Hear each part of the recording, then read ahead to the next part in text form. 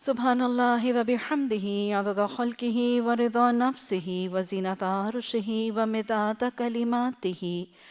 اعوذ باللہ من الشیطان الرجیم، بسم اللہ الرحمن الرحیم۔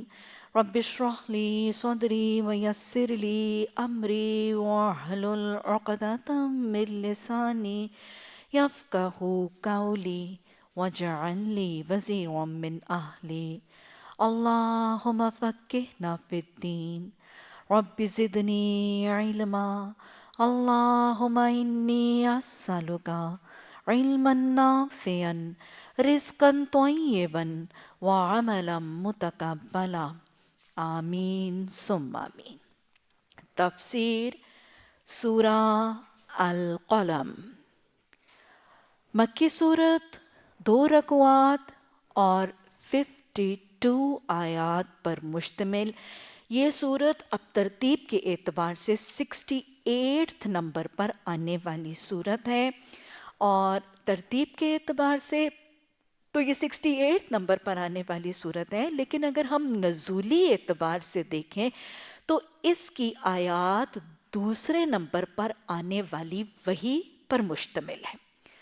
آپ کو پتہ ہے کہ سب سے پہلی وحی نبی صلی اللہ علیہ وسلم کو جب نبوت سے سرفراز کیا گیا تھا تو پہلی وحی سورہ العلق کی 5 آیات، اقرأ بسم ربک الذی خلق، خلق الانسان من علق، 5 پہلی آیات سورہ العلق کی وہ پہلی وحی۔ اس پہلی وحی کے بعد دوسری وحی سورہ القلم یا سورہ نون کی آیات، ساری کی ساری مکمل صورت نہیں، اس کے بعد سورہ مزمل، سورہ مدثر، اور پھر پہلی مکمل صورت 5ویں نمبر پر آنے والی وہی سورہ الفاتحہ، اور یہ باقیوں کے ساتھ ممتاز اس لیے کہ یہ پہلی مکمل صورت تھی جو نازل ہوئی۔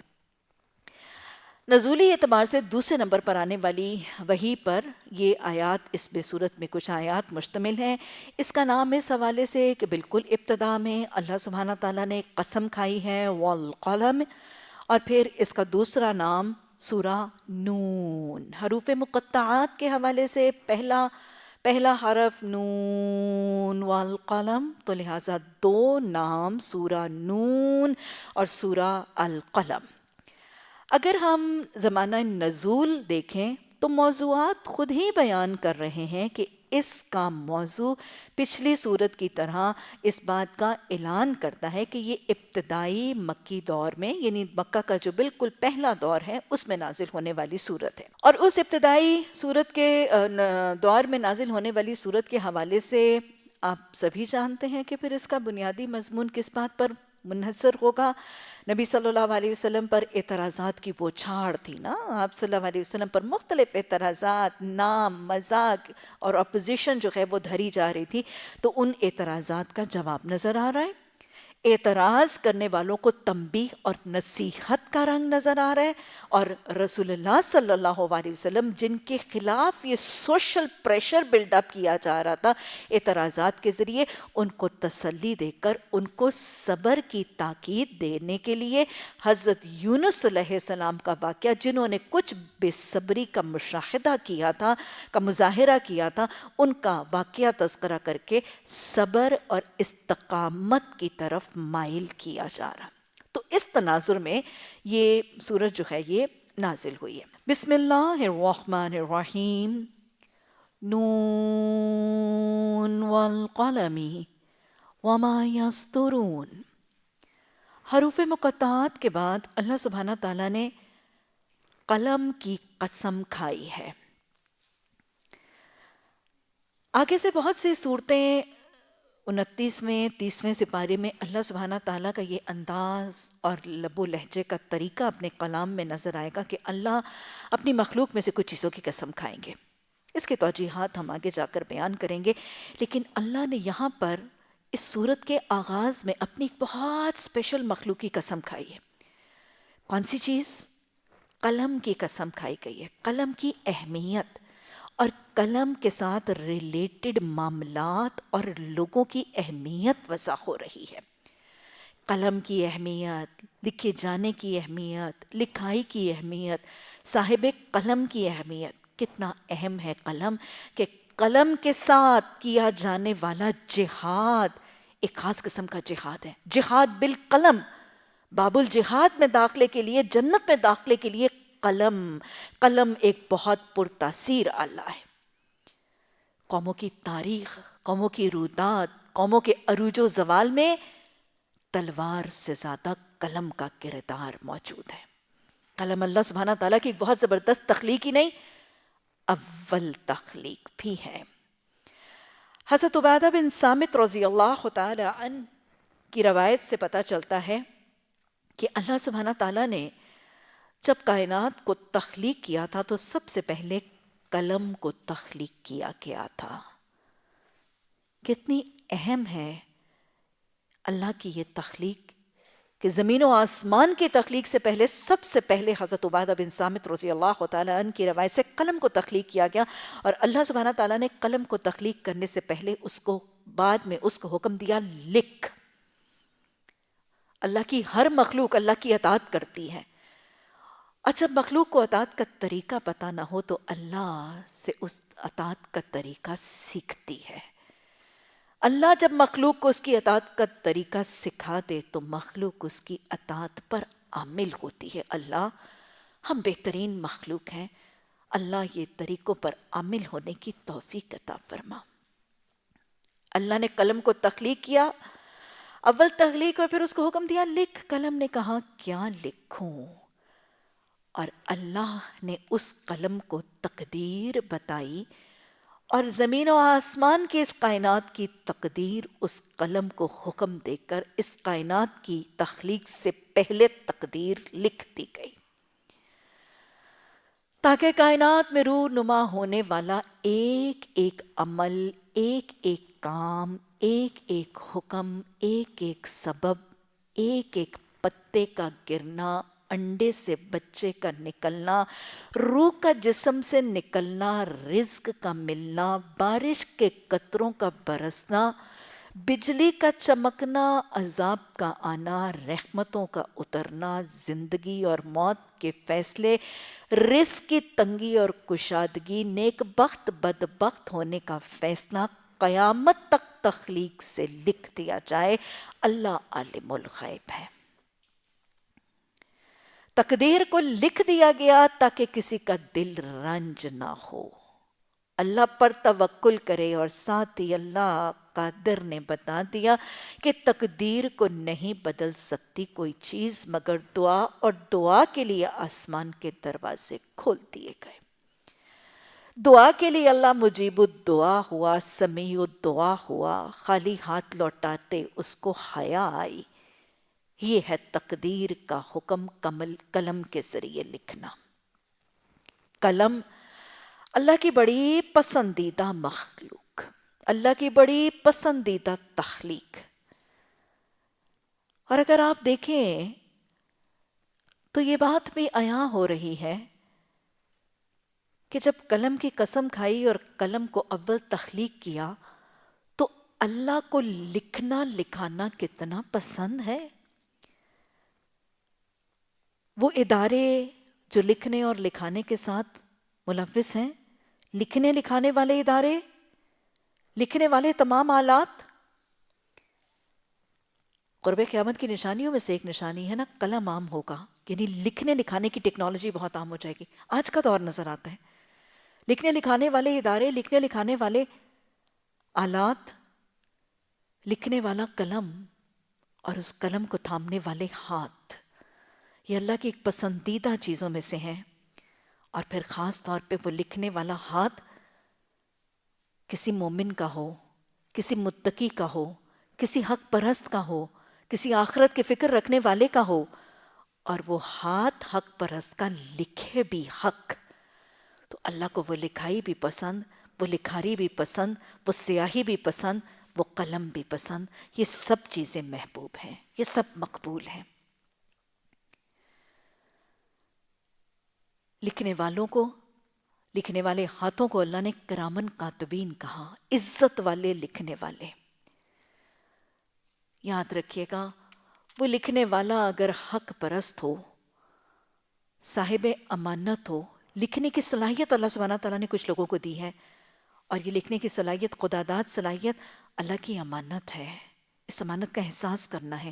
لکھنے والے قلم کے پیچھے اس ہاتھ نے نہ خیانت کرنی ہے اور حق گوئی کے علاوہ کوئی کام نہیں کرنا. ایک قلم کی داستان مجھے یاد آ رہی ہے، اور ایک ایسے قلم کی داستان یاد آ رہی ہے جو ایک بہت ہی امانت والے شخص کا قلم. ایسٹ پاکستان، اس کو تو ایک الگ مملکت کا حصہ اور اس کا ایک الگ نام لیتے ہوئے مجھے دکھ ہوتا ہے.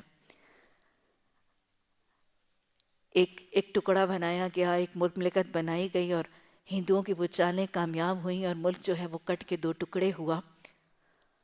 وہ ویسا ہی دکھ جیسے جسم کے کٹ کر اگر دو ٹکڑے ہو جائیں، بالکل ویسا ہی دکھ ہے. لیکن آج شاید ہم میں سے پاکستانیوں میں سے بہت سے پاکستانی اس دکھ سے آشنا ہی نہیں ہیں. بس اوقات ہم نے اپنے گھر کے ماحول میں جو غم اور دکھ کے پیمانے دیکھے ہوتے ہیں وہی ہمارے پیمانے ہوتے ہیں. مجھے یاد ہے جب سقوط ڈھاکہ ہوا 1971 میں، جب ہمارا بنگلہ دیش، آج وہ اسلامی ریاست، وہ قائم ہوئی اور ایسٹ پاکستان سے کٹ کر دو ٹکڑے ہوا، تو مجھے راتوں پہ یاد ہے اپنے والد کی سسکیاں. سقوط ڈھاکہ پاکستان کی تاریخ میں ایک بہت بڑا سانحہ تھا. ہم تو شاید اس تاریخ کو محسوس ہی نہیں کرتے. ہمارا ملک کٹ کے دو ٹکڑے ہو گیا تھا. اللہ نے ہمیں ایک نعمت دی تھی اور ہم اس امانت کی حفاظت کرنے کے قابل نہیں سمجھے گئے تھے، تو اللہ نے اس ملک کو ہم سے چھین لیا تھا. ہمارے لیے اس میں بہت بڑی نشانی ہے. اگر آج بھی ہم نہیں سدھریں گے، اور اگر آج بھی جو بقیہ ٹکڑا ہمارے پاس امانت کے طور پر ہے، اگر آج اس کی حفاظت کا حق ادا نہیں کریں گے، تو ہمارے لیے سقوط ڈھاکہ کا عبرتناک واقعہ موجود ہے. اللہ اس عبرتناک تاریخ سے ہمیں سبق حاصل کرنے اور اتحاد کا سبق پڑھنے کی توفیق عطا فرمائے. بہرحال یہ سقوط ڈھاکہ سے پہلے مشرقی پاکستان کے گورنر شہاب الدین، جسٹس شہاب الدین کا ایک چھوٹا سا واقعہ ہے، قلم کے حوالے سے مجھے یاد آ رہا تھا. جسٹس شہاب الدین یہ گورنر تھے ایسٹ پاکستان کے اور مشرقی پاکستان کے، اور بڑے ہی امانت دار اور بڑے ہی حق پرست اور بہت ہی متقی اور پرہیزگار تھے. بڑے ایمان اور تقوی کے ساتھ انہوں نے اپنے گورنری کے فرائض جو ہے وہ سر انجام دیے. اور ان کے جس دن یہ اپنے گورنر ہونے کے منصب سے ریٹائر ہوئے تھے، اس دن کا ایک چھوٹا سا واقعہ ہے، قلمی کے حوالے سے مجھے یاد آ گیا. جسٹس شہاب الدین ان کے اے ڈی سی بتاتے ہیں کہ جب ان کے رخصت ہونے کا آخری دن تھا، یعنی کہ گورنری کے جو عہدے پر یہ فائز تھے، اس دن ان کی ریٹائرمنٹ ہوئی اور وہ فارغ کیے گئے، تو انہوں نے بڑے سکون اور تحمل کے ساتھ اپنا سارا سامان اور اپنا بیگ وغیرہ بند کیا اور اپنا ہینڈ بیگ وغیرہ پکڑا اور اپنے دفتر سے عین وقت سے پہلے نہیں نکلے، وقت پر نکلے اور اپنا بریف کیس وغیرہ پکڑ کر جب باہر نکلے تو اے ڈی سی کہتے ہیں کہ، اور باہر نکلے تو بڑے آرام اور تحمل سے کہتے ہیں، یہ لو بھائی تمہارا گورنر ہاؤس، تم جانو اور تم اب اس کو سنبھالو، ہم نے تو اپنا کام ادا کر دیا. خوش بخوش. یاد رکھیے گا حکومت اور عہدہ ایک ذمہ داری ہوتی ہے. کچھ لوگ تو ملنے پر خوش ہوتے ہیں اور کچھ لوگ واپس دینے پر خوش ہوتے ہیں. جو اللہ کے ہاں جواب دہی کے فکر مند ہوتے ہیں نا، ان کو عہدے کے جانے کا خوف نہیں ہوتا، ان کو عہدے کے آنے کا خوف ہوتا ہے. کہتے ہیں کہ بڑے ہلکے پھلکے سے محسوس ہو رہے تھے اور بڑے آرام سے کہا، یہ لو بھائی تمہارا گورنر ہاؤس، تم جانو اور تم اس کا انتظام سنبھالو، اب ہم تو رخصت ہو رہے ہیں. رخصت ہونے لگے تو اے ڈی سی کہتے ہیں کہ میں نے کہا کہ جی مجھے اس بات کی ذمہ داری دی گئی ہے کہ حفاظتی معاملات کے لیے میں آپ کو گورنر ہاؤس سے آپ کے گھر تک اکمپنی کروں گا، میں آپ کو وہاں تک چھوڑ کے آؤں گا. اے ڈی سی کے ساتھ جسٹس شہاب الدین گاڑی میں بیٹھ گئے. اب اے ڈی سی آگے سے روداد بتاتے ہیں، کہتے ہیں کہ ہم ذرا تھوڑی ہی دیر گئے تھے، گورنر ہاؤس کا جو دفتر تھا ہم ذرا ہی دور گئے تو ایک دم سے جسٹس صاحب نے کہا کہ گاڑی روکو اور واپس گورنر ہاؤس لے کے جاؤ. اب کہتے ہیں کہ وہ گاڑی لے کے جائی گئی، وہاں پہ دفتر کے سامنے گاڑی روکی گئی، جسٹس صاحب جلدی جلدی اندر گئے اور کہتے ہیں کہ میں بھی دیکھنے کے لیے کہ کیا معاملہ ہے، کیوں جا رہے ہیں، مجھے بھی تجسس تھا، میں بھی دیکھنے لگا. کہتے ہیں کہ دفتر کے دروازے کی اوٹ میں چھپ کے میں دیکھ رہا تھا کہ ہو کیا رہا ہے، کیوں واپس آئے. کہتے ہیں کہ وہاں میں گیا تو میں نے دیکھا کہ جسٹس صاحب نے اپنی جیب میں سے ایک قلم نکالا اور جو میز تھا ان کا، جو آفس کا ٹیبل تھا، اس کی دراز میں سے ایک دوات نکالی، ایک انک کی بوٹل نکالی اور اپنے قلم کو کھولا. اس زمانے میں فاؤنٹن پینز ہوتے تھے نا جس میں انک بھری جاتی تھی. اپنی جیب میں سے قلم نکالا اور اس فاؤنٹن پین میں سے انک کے قطرے اس بوتل میں واپس ڈال دیے. ڈال کے انہوں نے اپنا قلم بند کیا، اپنی جیب میں ڈالا اور جلدی سے نکل آئے.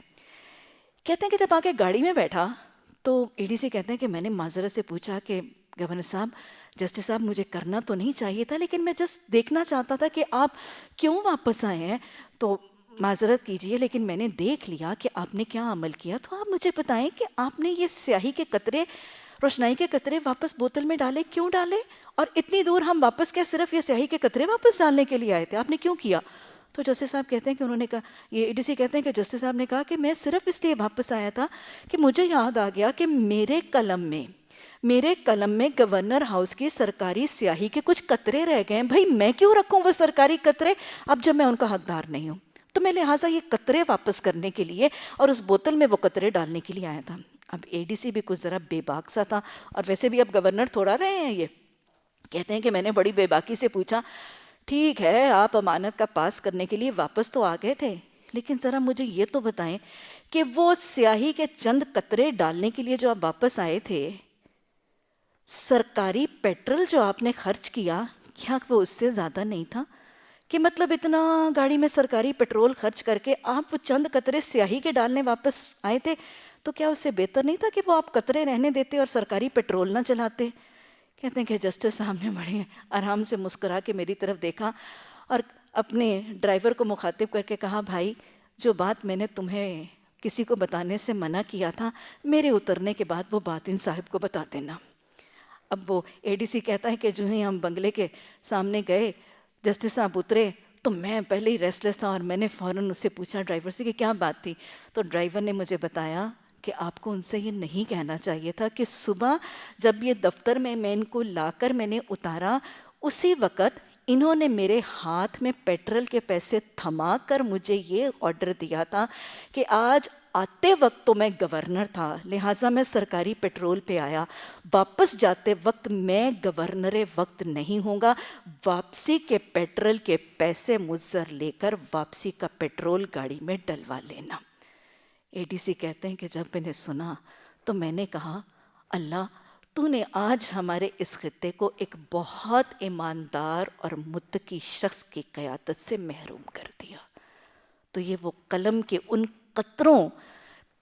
کے قطروں کی سیاہی کا جو ایک حساب کا فکر تھا، اور پھر اس میں میرے پیسوں سے خرچ کیا ہوا، آپ دیکھیں کہ کتنا تقویٰ ہے، اور کیا خشیت اور خشوع اور اللہ کے ہاں اکاؤنٹیبلٹی کا، یہ ہے وہ سورہ ملک کی تربیت، کہ تمہیں یہ خوف ہو جائے کہ میں اللہ کے ہاں حاضر ہونا ہے، صبح سے یہ احساس کہ واپسی پر میں گورنر نہیں ہوں گا، میرے لیے جو گاڑی جائے گی اس پر سرکاری پیٹرول خرچ نہیں ہوگا، میرا ذاتی پیٹرول خرچ ہوگا۔ اللہ ایسا حساب لینے کی اپنی توفیق عطا فرما، اللہ یہ تقوی عطا فرما، یہ امانت کا شدید احساس عطا فرما، ایسا ایمان عطا فرما کہ اللہ نفاق کا رنگ ہمارے ایمان کو خلل انداز ہو کر بگاڑنے والا رنگ نہ بن جائے۔ اللہم طہر قلبی من نفاقی وعملی من الریاء ولسانی من القذب وعینی من الخیانت۔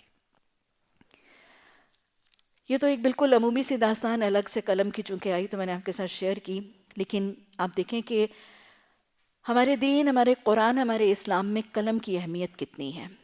اور ویسے بھی اگر آپ غور کریں تو آپ یہ دیکھیں کہ پہلی وحی اقرا، پڑھ، دوسری وحی نون والقلم، کیونکہ پڑھنا لکھنے کے بغیر ممکن نہیں ہے، ہو سکتا ہے آپ دیکھیں کہ وحی میں بھی تو ربط ہے، میں ابھی آپ کو ہمیشہ کئی دفعہ کہتی ہوں قرآن کی آیات میں ربط ہے، قرآن کی صورتوں میں ربط ہے، قرآن کے رکوعات میں ربط ہے، آپ دیکھ لیجئے نازل کی ہوئی وحی میں بھی ربط ہے۔ پہلی وحی آتی ہے پڑھ، کیسے پڑھیں؟ لکھے بغیر پڑھائی نہیں ہو سکتی، تعلیم کا سلسلہ لکھت پڑھت کے بغیر نہیں ہو سکتا۔ اگلی آیت قلم، لکھائی اور پڑھائی دونوں ساتھ ساتھ ہیں، قرآن کی وحی کے اندر بھی ربط ہے۔ اللہ ہمیں بھی مربوط حکمت سے دعوت دینے کی توفیق عطا فرمائے۔ اچھا جی، دوسری بات یہ پتہ چل رہا ہے کہ محمد صلی اللہ علیہ وسلم کے دین میں پہلی اور دوسری وحی کے اندر امپورٹنٹ نکات کیا ہیں؟ ہمارے دین کے بہت امپورٹنٹ ستون، پڑھنا اور لکھنا۔ کون کہتا ہے کہ اسلام مخالفت کرتا ہے ایجوکیشن کی؟ کون کہتا ہے کہ اگر اسلام آ گیا اور اسلام کے نفاذ ہو گیا یا اسلام نظام حکومت بن گیا تو تعلیم کے اندر رکاوٹیں لگا دی جائیں گی؟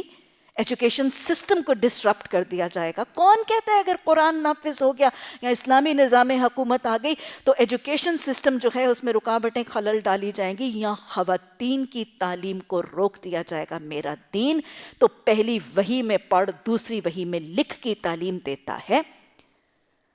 میرے رسول صلی اللہ علیہ وسلم قیدیوں کے فدیے کے لیے مدینہ کے لوگوں کو پڑھانا یہ فدیہ بناتے ہیں. اسلام دین اور دنیا دونوں کی تعلیم میں پیرلل رکھنے کا طریقہ سکھاتا ہے. تعلیم کے بغیر کوئی علم کوئی ترقی ممکن نہیں ہے. اسلامائزیشن ایجوکیشن کو روکے گی نہیں. نفاذ اسلام دنیاوی تعلیم میں دنیاوی فن اور ہنر میں جو رزق حلال کے حصول کے ذریعے جو امت مسلمہ کی ترقی کے ذریعے ان پر ڈانٹ نہیں لگائے گا اور نہ ہی خواتین اسلام کی تعلیم پر کوئی رکاوٹ لگائی جائے گی. کیسے رکاوٹ ہوگی؟ کیسے روکے گا دین کا نفاذ عورتوں کی تعلیم کو جب محمد عربی صلی اللہ علیہ وسلم فرماتے ہوئے نظر آ رہے ہیں عائشہ کو حساب سکھاؤ، عائشہ کو جراحی سکھاؤ، عائشہ کو طب سکھاؤ. جب آپ کی حیات طیبہ میں حضرت لیلہ غفاریہ جراحی اور سرجری کرتی ہوئی نظر آ رہی ہیں اور آپ کہہ رہے ہیں کہ عائشہ رضی اللہ تعالیٰ عنہ کو طب سکھاؤ اور جراحی سکھاؤ. اسلام آئے گا، مسلمان نظام آئے گا، قرآن کا نظام آئے گا، نہ خواتین کی تعلیم کے اوپر کوئی ڈانٹ ہوگا، نہ معاشرے میں فن ہنر اور ایجوکیشن پر کوئی ڈانٹ ہوگا. یہ صرف خالی خلی اعتراضات ہیں.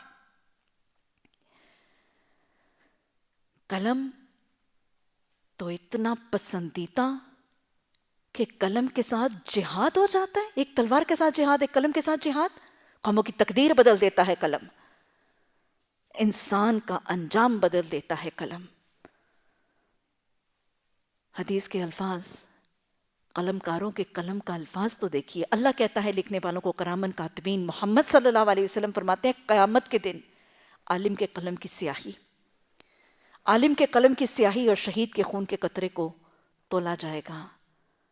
اور کیا ہوگا؟ قلم کی فضیلت، لکھنے کی فضیلت، عالموں کی فضیلت، علم کی فضیلت، لکھنے پڑھنے کی فضیلت، وہ جو آپ کے ہاتھ تھک جاتے ہیں.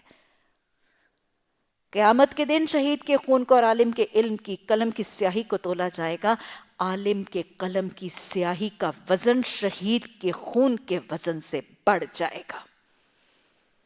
ایک ڈاٹ، ایک نقطہ، ایک لکیر، ایک زیر زبر، ایک ہنسا آپ لکھتے ہیں تو اس سیاہی کو بھی قیامت کے دن وزن دیا جائے گا، اس کو تولا جائے گا اور یہ اجر اور ثواب کا ذریعہ بنے گا. علم نافع، وہ 3 بڑے بڑے صدقہ جاریہ جو کسی کے فوت ہونے کے بعد بھی جاری رہتے ہیں، وہ کیا ہے؟ وہ نفع دینے والا علم جو سکھا گیا. اور سکھانے کے لیے بہترین طریقہ لکھنا ہی تو ہے. جو کوئی لکھ کے کسی کے لیے علم چھوڑ جائے گا، حدیث کے خزانے چھوڑ جائے گا، سیرت کے واقعات کا علم چھوڑ جائے گا، قرآن کی تفسیر کے لکھے ہوئے نمونے چھوڑ جائے گا، وہ کیا ہے؟ وہ صدقہ جاریہ ہے. تو اس کے جانے کے بعد بھی جاری رہے گا. بولا ہوا حرف، لکھا ہوا لفظ صدقہ جاریہ ہوگا. آپ صلی اللہ علیہ وسلم نے فرمایا عالم کی فضیلت عابد پر. وہ لکھتا پڑھتا ہی تو ہے عالم، لکھے پڑھے بغیر کبھی کوئی عالم بنا ہے؟ عالم کی فضیلت عابد پر ایسی ہے جیسے اندھیری رات میں چاند کے ستاروں پر. تو لہٰذا یہ ہے قلم کی فضیلت. بہت افیکٹو ٹول ہے، ذہن بدل دیتا ہے یہ قلم. ایک ماہر لکھاری اپنی شاعری کے ساتھ، اپنی تحریر کے ساتھ، اپنے مضامین کے ساتھ ذہن بدلتا ہے، سوچیں بدلتا ہے، ماحول بدلتا ہے، انوائرمنٹ کریٹ کرتا ہے. بڑے بڑے ریولوشنز آ جاتے ہیں اس قلم کے ساتھ. اور اسلام کی تاریخ میں بڑے بڑے لکھاری تھے، بڑا بڑا علم تھا، بڑے بہترین علم کے فن پارے تھے مسلمانوں کی تاریخ میں.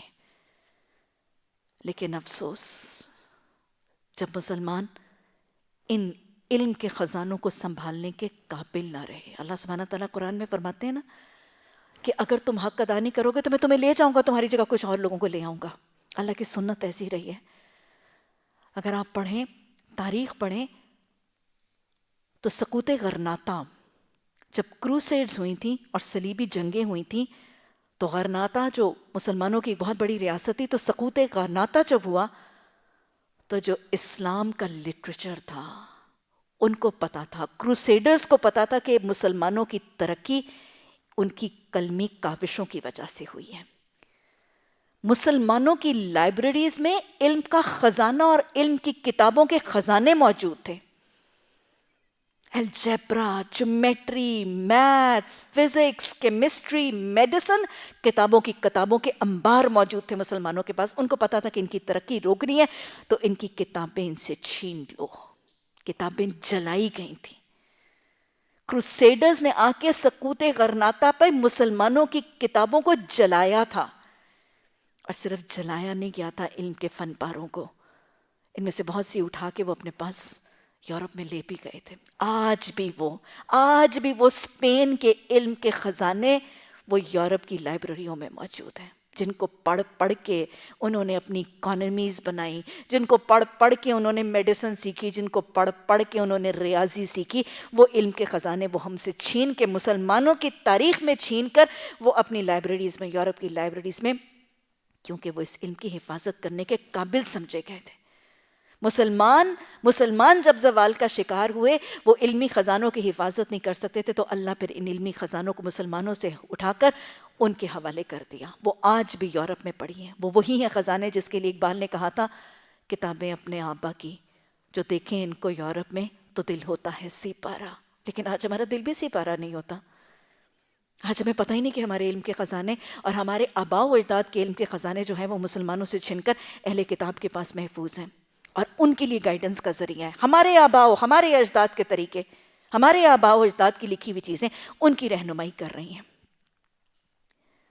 پھر کتنی دیر مسلمان اچھے صاحب قلم سے محروم ہو گئے۔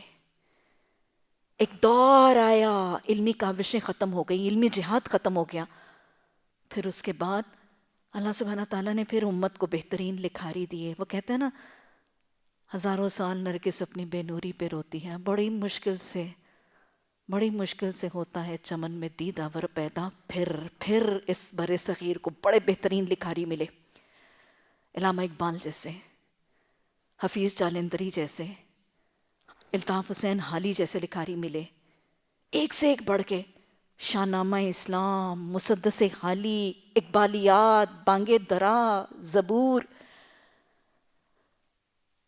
ضرب کلیم، زبور عجم، ایک سے ایک بہترین کتابیں۔ یہ پھر اللہ نے احسان کیا مسلمانوں پر۔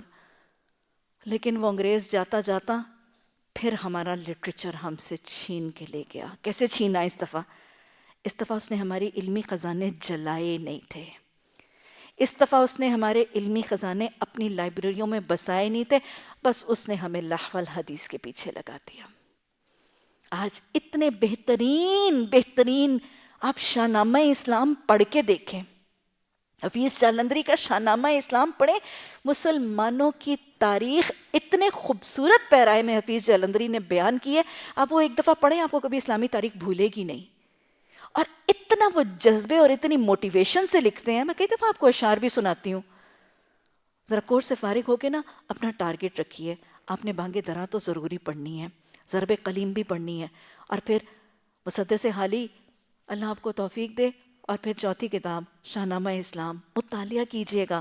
وہ کیا گردوں ہے جس کا تو ہے ٹوٹا ہوا تارا، پتہ چلے کہ ہماری تاریخ کیا ہے۔ ایسے سوئے ہوئے مسلمانوں کو انہوں نے جگا دیا تھا، اور انگریز جاتا جاتا یہ محسوس کر گیا تھا کہ ان فن پاروں نے، ان قلم کاروں نے اس سوئی ہوئی قوم کو اٹھایا، تو آج انہوں نے آزادی مانگی ہے، اس لٹریچر کو ان سے چھین لو۔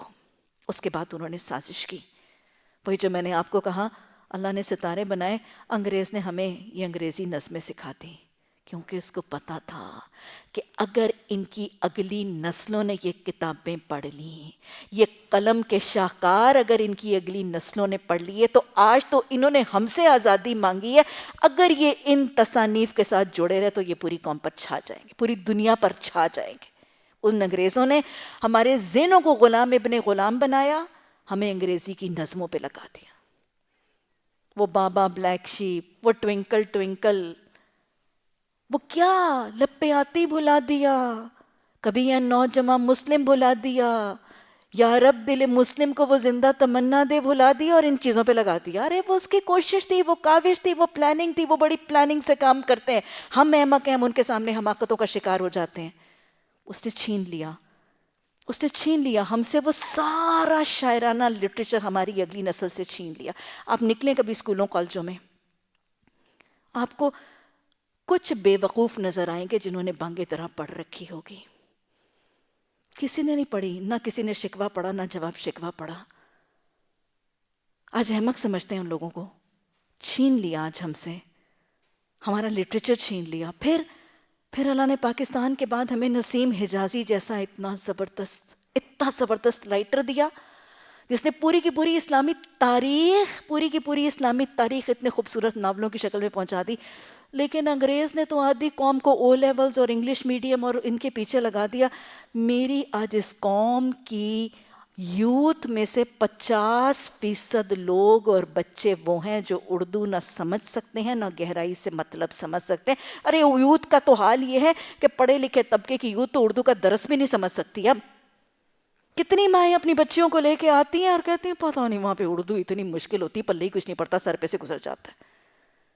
تو پتہ نہیں، ہم ایک تو فرانس میں پیدا ہوئے، ہماری اماں کو بھی اردو آتی، ہماری نانی بابا کو بھی اردو آتی، سب کو نسلوں سے اردو آتی، اور آج ہم سمجھتے ہیں کہ یہ شاید کوئی بڑے فخر کی بات ہے کہ ہمیں اردو سمجھ نہیں آتی، اور ہم اس پہ اتراتے بھی ہیں. ارے یہ کمی ہے، یہ شارٹ فال ہے.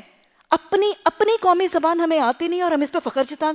میری بیٹی کو اصل میں اردو نہیں آتی تو یہ فخر کی بات ہے؟ یہ میرے منہ پہ تماچا ہے، یہ تو میرے منہ پہ تماچا ہے، اور یہ میری محرومی ہے جو ہمارے منہ چڑھاتی ہے اور ہم اس پہ فخر کرتے ہیں. اصل میں بچے او لیول والے اردو سمجھتے ہی کہاں ہیں.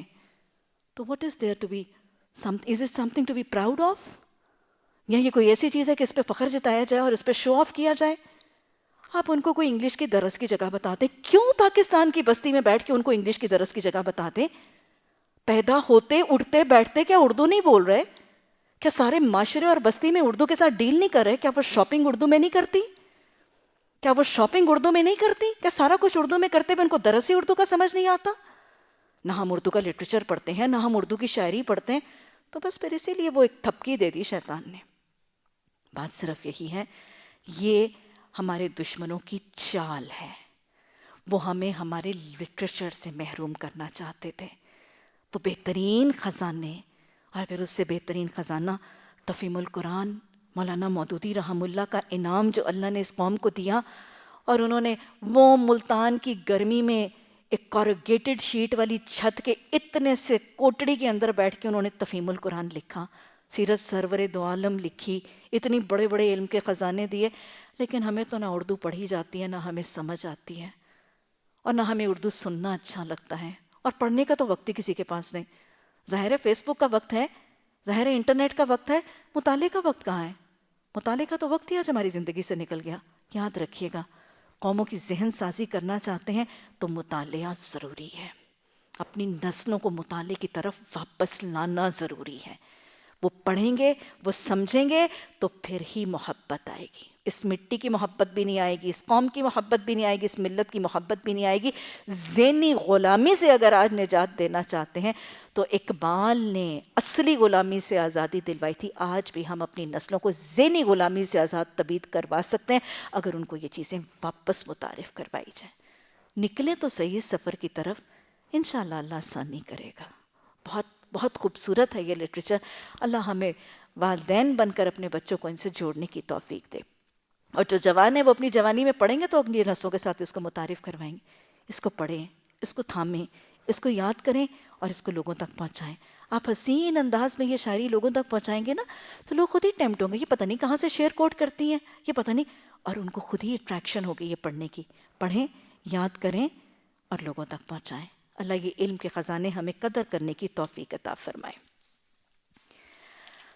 اللہ نے فرمایا نون، قسم ہے قلم کی. اللہ سبحانہ تعالیٰ نے اپنے قلم کی قسم کھا کر کیا کہا؟ اور اس چیز کی جسے لکھنے والے لکھ رہے ہیں. محمد صلی اللہ علیہ وسلم، تم اپنے رب کے فضل سے مجنون نہیں ہو. اعتراضات یہی تو تھے. کون کون سے اعتراضات تھے؟ آپ کو نعوذ باللہ کبھی ساحر، کبھی کاہن، کبھی جادوگر، کبھی مجنوں، ایسے ہی تو اعتراضات تھے. تو ان بہت سے اعتراضات میں سے ایک اعتراض کا جواب آپ مجنون نہیں ہیں. وَإِنَّ لَكَ أَجْرًا غَيْرُ مَمْنُونَ، آپ کے لیے نہ ختم ہونے والا لا متناہی اجر کا سلسلہ ہے. کیوں؟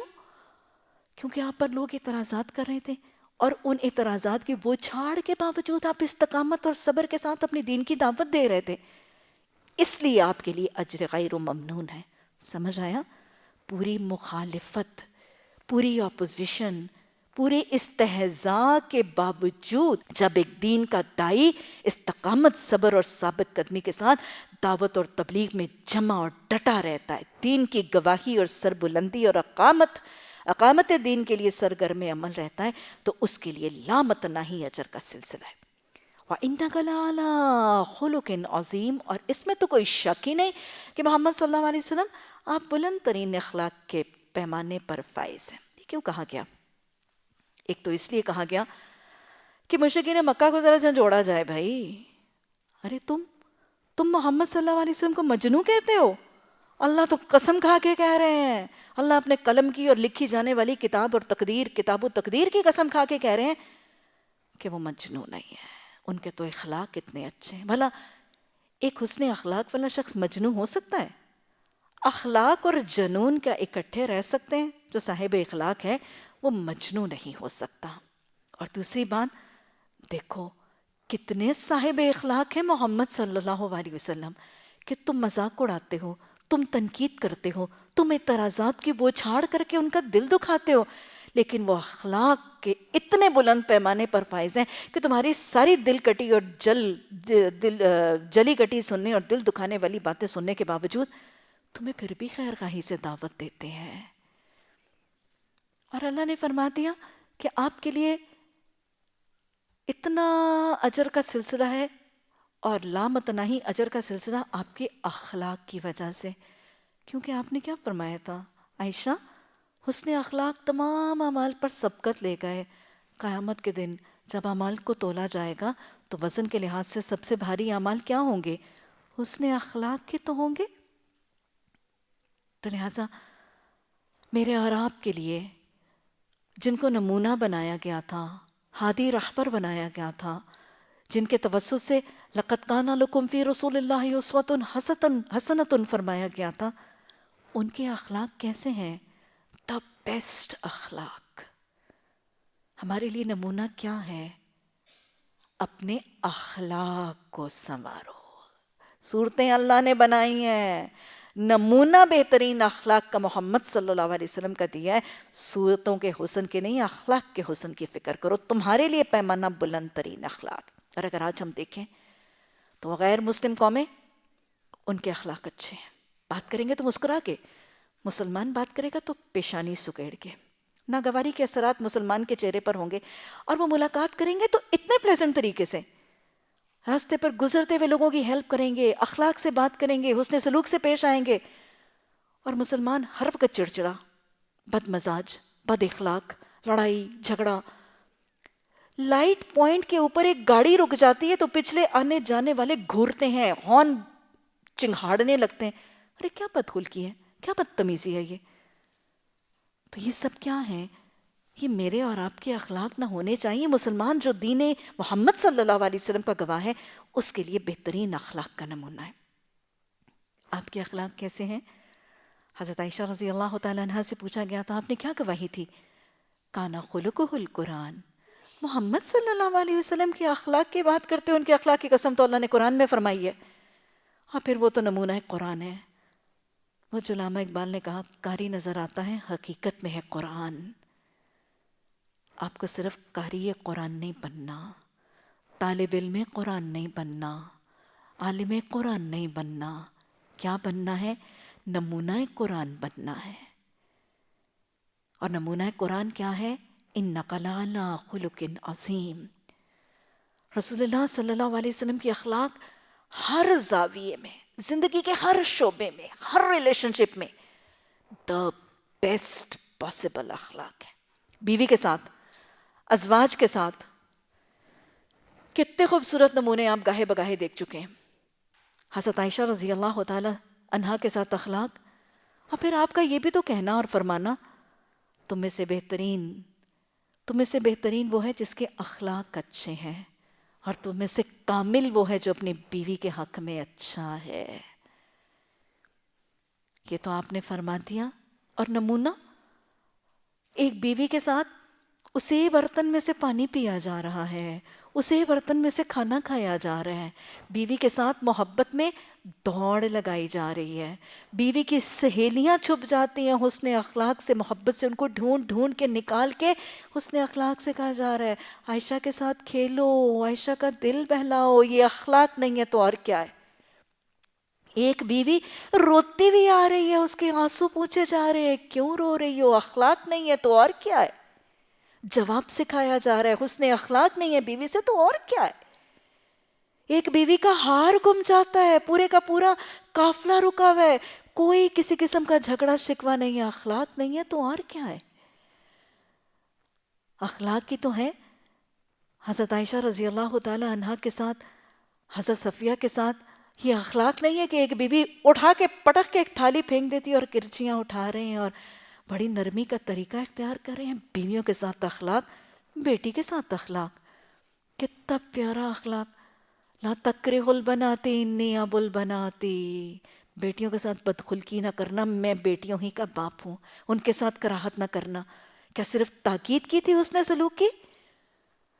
بیٹیوں کے ساتھ اخلاق تو دیکھیے، رحمت للعالمین ہے۔ حضرت فاطمہ تشریف لاتی ہیں، آپ اٹھ کھڑے ہوتے ہیں، ہاتھ پہ بوسہ دیتے ہیں، پیشانی کو چومتے ہیں، اپنی چادر کندھے سے اتار کے اپنی بیٹی کے لیے ڈال کے اپنی جگہ پہ بٹھاتے ہیں۔ یہ اخلاق نہیں ہے تو اور کیا ہے؟ بیٹی کے ساتھ اخلاق، داماد کے ساتھ اخلاق۔ فاطمہ تم سے پیاری ہے، تم فاطمہ سے زیادہ محبوب ہو۔ ایک دن حضرت علی روٹھ کے چلے گئے، حضرت فاطمہ سے رضی اللہ تعالی عنہ اور حضرت علی رضی اللہ تعالیٰ عنہ کے درمیان کوئی آپس میں خفگی، کوئی ناراضگی، رنجشیں ہو جاتی ہیں گھر میں۔ حضرت علی روٹھ کے چلے جاتے ہیں، آپ صلی اللہ علیہ وسلم تشریف لاتے ہیں، حضرت فاطمہ گھر میں اکیلی ہیں، پوچھتے ہیں علی کہاں ہے؟ کہتی ہیں مجھے نہیں پتا علی کہاں ہے، مجھ سے روٹھ کے چلے گئے۔ باہر ایک شخص جاتا ہے، گزر ہے، اس سے پوچھتے ہیں، ہم نے بخاری میں واقعہ پڑھا، ذرا مجھے دیکھ کے بتاؤ علی کہاں ہے؟ انہوں نے کہا کہ مسجد نبی میں ہے۔ یہ اخلاق نہیں ہے تو اور کون اور کیا ہے؟ آپ صلی اللہ علیہ وسلم مدینہ کے سربراہ، مدینہ کے سپہ سالار اعظم، مدینہ کے چیف جسٹس، حضرت علی زمین پر مٹی پہ لیٹے ہوئے ہیں، سربراہ زمین پر بیٹھے ہیں۔ ابو تراب اٹھو، محبت سے ان کا سر سہلا رہے ہیں اور اپنے داماد کو منا رہے ہیں، اٹھا رہے ہیں، زمین پہ ان کے ساتھ بیٹھے ہوئے ہیں۔ یہ اخلاق نہیں ہے تو اور کیا ہے؟ یہ اخلاق ہی تو ہے۔ نواسے جو ہیں وہ کندھے پہ بیٹھے ہوئے ہیں، ہنسی ہے، انکساری ہے، محبت ہے، ہر ریلیشن شپ میں اخلاق ہے۔ انک لعلی خلق عظیم۔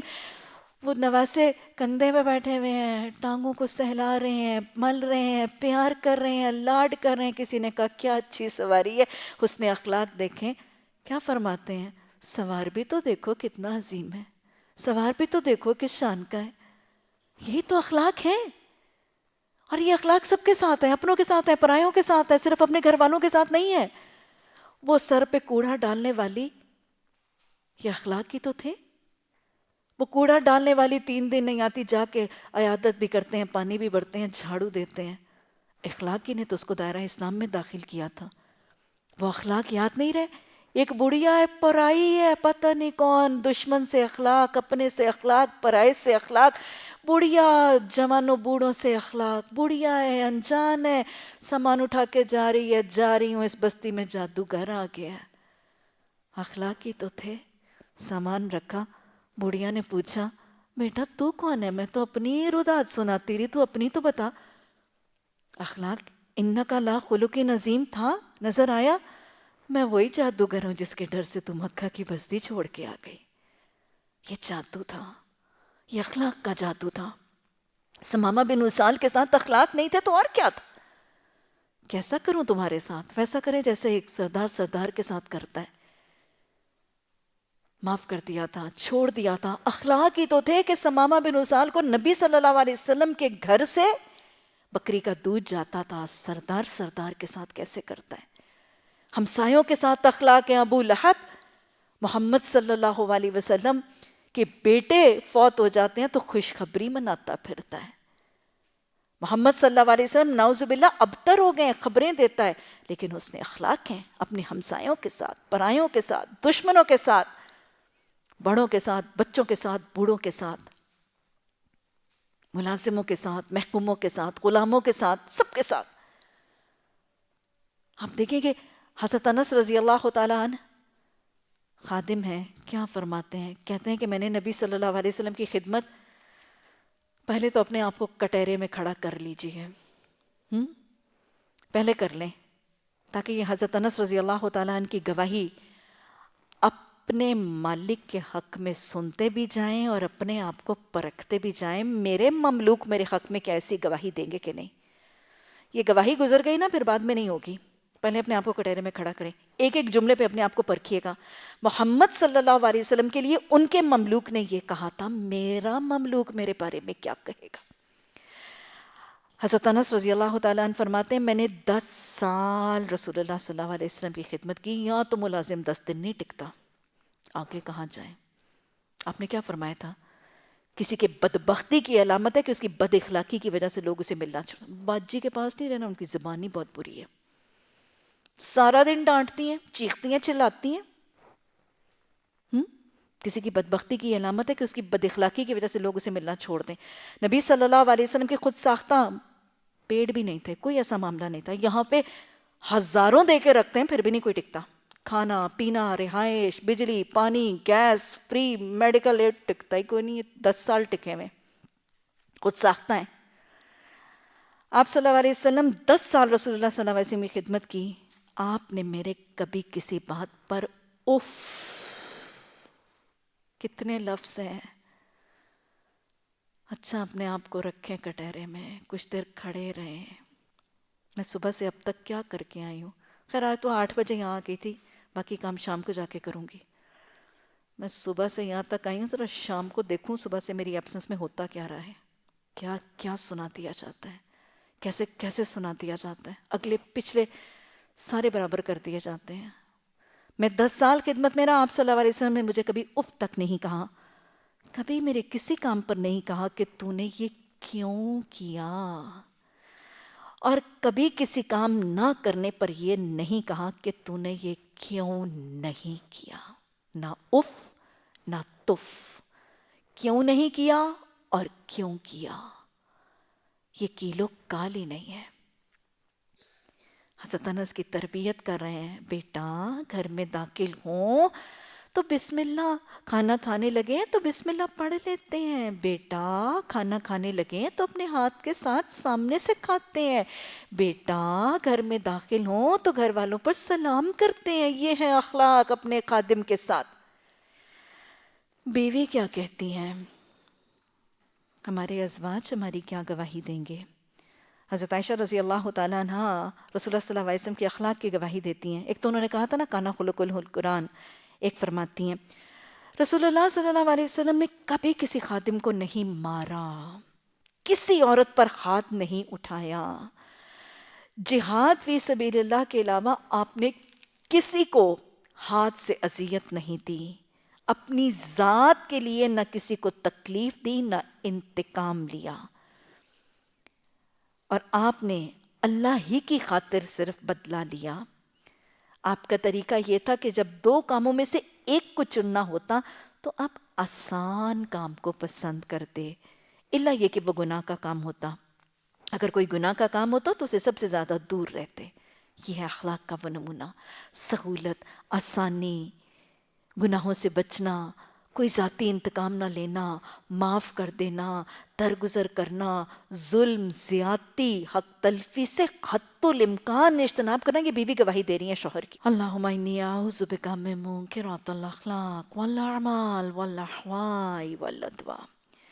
تو اللہ سبحانہ تعالیٰ نے منکرین حق جو اتنے اعتراضات لگا رہے تھے ان کو ذرا جھنجھوڑ دیا، ارے کس پر اعتراض لگا رہے ہو، محمد صلی اللہ علیہ وسلم کا تو اخلاق ہے، ارے اخلاق ہی تو ہے، تو تمہارے اعتراضات کی وجہ سے تمہیں دعوت دیتے چلے جا رہے ہیں، اور پھر جس کا اخلاق ایسے وہ مجنون ہو سکتا ہے؟